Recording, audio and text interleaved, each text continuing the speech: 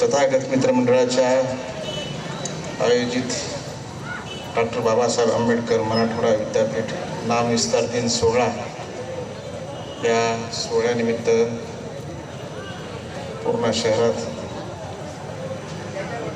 या कार्यक्रमाचे अध्यक्ष आमचे मित्र माजी नगरसेवक देवरावदादा खंदारे, तसेच आत्ताच प्रमुख वक्ते सत्कार मूर्ती ॲडव्होकेट जे.के. नारायणे, सेलूचे प्रथम नागरिक थेट अध्यक्ष मिलिंददादा सावंत, व्यासपीठावर माजी नगराध्यक्ष पितृतुल्य उत्तमरावजी दादा, तसेच मोहनरावजी मोरे सर, प्रकाशदादा कांबळे,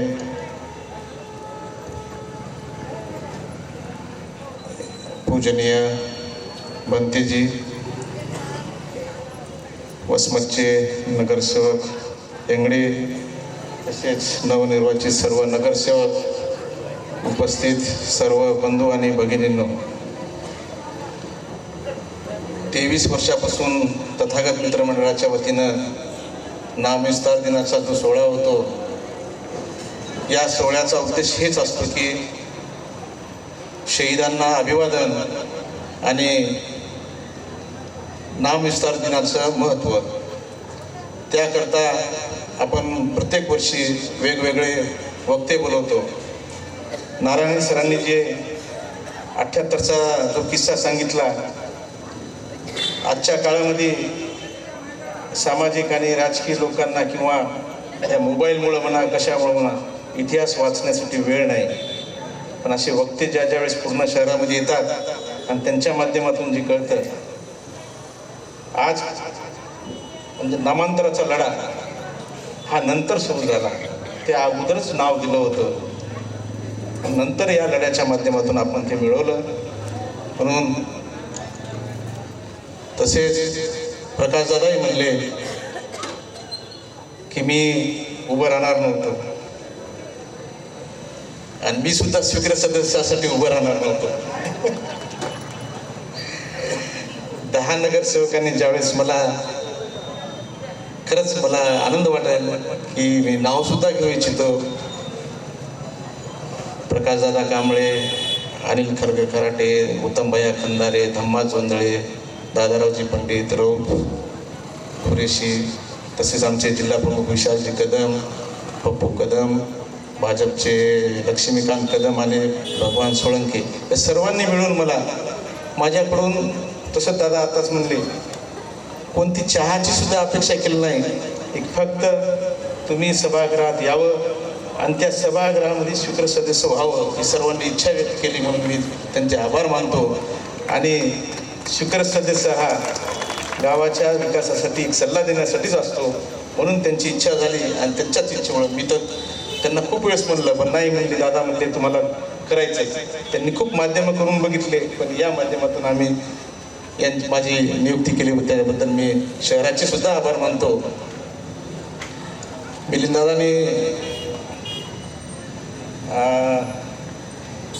काही निधीची गोष्ट केली, तुमच्या मागं खंबीर पालकमंत्री आहेत, आम्ही पण त्यांच्या 2-3 वेळेस भेटी घेतल्या. म्हणजे शहराचा काही बराच बॅकलॉग आम्हाला भरून काढायचा आहे. म्हणजे गाव 2 भागात विभागलेलं आहे. सर्वात मोठा प्रश्न आमचा, आम्ही दादारावजी पंडित, प्रकाशदादा, उत्तमभैया सर्व टीमना आम्ही त्यांना फुटवेअर ब्रिजचा प्रश्न मांडला, जो भंतेजी 20-25 वर्षापासून त्या फुटवेअर ब्रिजसाठी 2 शहराला जोडण्याचा एक ब्रिज विहारापासून सिद्धार्थनगरला जोडणारा, तो करण्याचा मानस सर्वच आहे.